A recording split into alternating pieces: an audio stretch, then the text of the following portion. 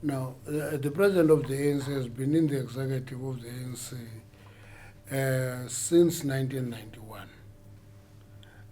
He would rather advise me than me advising him.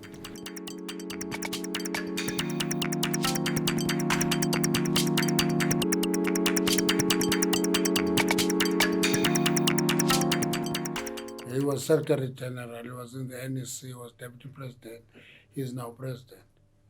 So, he should have the right background to be able to deal with questions that he will confront in the Zondo Commission. I hope so. The only thing about the Zondo Commission that I discovered practically is that never try to manufacture the truth.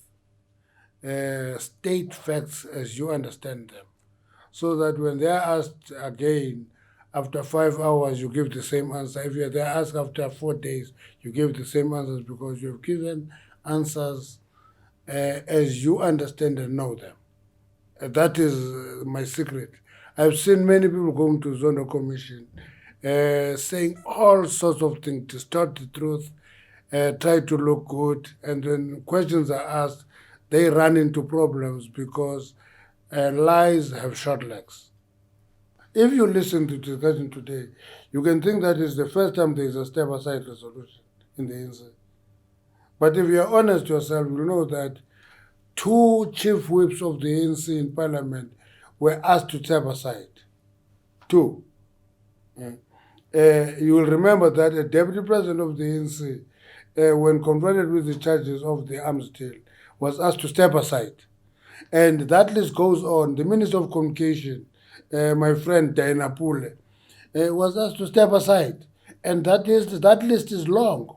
That list is long. But people, for convenience, make it a new resolution. And when it was taken in December 2017, they make us to believe that it was taken for Comrade Ace, the Secretary General. But it was 2017. Comrade Ace was not Secretary General. He was elected in that conference as Secretary General. So that resolution is not Comrade Ace Makashula's resolution. It's a resolution of conference. Step aside is a simple resolution. I understand it fully. It's a resolution about the reputation of the African National Congress. If your action impacts negatively on the reputation of the ANC, you are asked to step aside. And actually, if you read that resolution carefully, it will tell you that step aside is a voluntary act and it reflects your consciousness. You take a conscious decision to step aside to limit the impact of your action on the reputation of the ANC. Only when you refuse to do so should the party take action on you. People who are stepped aside earlier, one of them is Tony Yengen. He's a member of the NEC today. Why was his career not ended?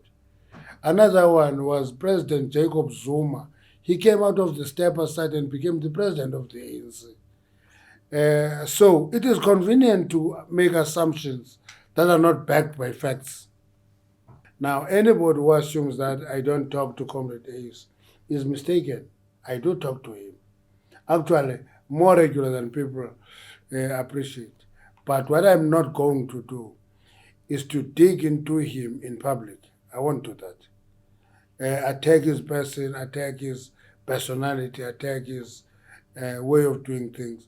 But when I'm not happy, I take a journey, go to him and say, Comrade Ace, this thing, the way you are going about it is not on forever. RET forces is a mischief, basically. It's just mischief. Because you go to Congress, you argue for a conference to take a resolution on radical economic transformation.